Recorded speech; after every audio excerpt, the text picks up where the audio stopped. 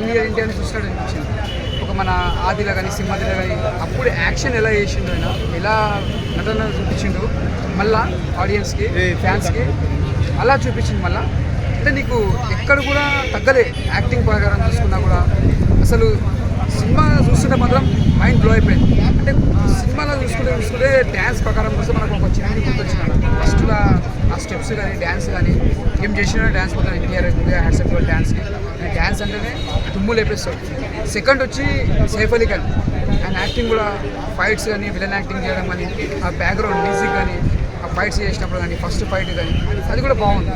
ఇంకోటి వచ్చి హీరోయిన్ వచ్చి సెకండ్ పార్ట్ తర్వాత మళ్ళీ ఇంటర్వ్యూ తర్వాత మళ్ళీ హీరోయిన్ ఉంటుంది, ఆమె కూడా బాగానే చేసింది. అంటే ఒక శ్రీకాంత్ తీసుకొని అనిరుద్ మ్యూజిక్ తీసుకొని అంటే ఒక కొత్తగా చూపించింది డైరెక్టర్. అరే నేను అందరికీ అది చెప్తున్నానా, ఏ సినిమాకైనా మనం పోల్చొద్దు. నీకు ఏ సినిమా రాంగ్ ఉంది దీంట్లో క్వశ్చన్స్. మన Baahubali cinema blockbuster movie, ఒక KGF movie blockbuster movie, అవి ఒక స్థాయిలోనే ఒక రేంజ్లో ఉన్నాయి. కానీ ఈ సినిమా మనకి ఏడ తగ్గింది అది అడగాలి, ఆ క్వశ్చన్ వేయాలి ఎవరికి, డైరెక్టర్కి అడగాలి. అంటే ఏం తగ్గింది, ఆడియన్స్కి ఏం కావాలి అది తీసుకోవాలి. ఆ సినిమాని పోల్చొద్దు, ఆ సినిమా స్టోరీలు అలాగే కాదు. కానీ ఈ సినిమా మాత్రం ఒక దేవర, ఒక స్టోరీ ఒక డిఫరెంట్. అంటే ఇప్పుడు ఒక మిర్చి తీసుకో, అదొక డిఫరెంట్ స్టోరీ.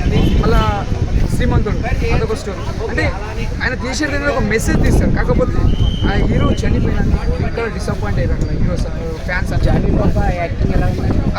జాన్వీ పాప ఏముందన్నా ఫస్ట్ సెకండ్ సాంగ్లో ఏం చేస్తానా డ్యాన్స్ మాత్రం రొమాన్స్ మాత్రం ముగ్గులు వేపేసిందన్న. అంటే ఎన్టీఆర్కి మాత్రం కొత్తగా చూపించారు, చాలా బాగుంది. అంటే సెకండ్ పార్ట్లో ఫ్యాన్స్ అందరూ ఫ్రెండ్స్ ఉంటారు, వాళ్ళందరూ యాక్టింగ్ కానీ మన ప్రకాష్ యాక్టింగ్ కానీ శ్రీకాంత్ యాక్టింగ్ కానీ ప్రతి ఒక్కరు యాక్టింగ్స్కి ఎక్కడ తగ్గలేరు, అందరూ బాగా చేశారు.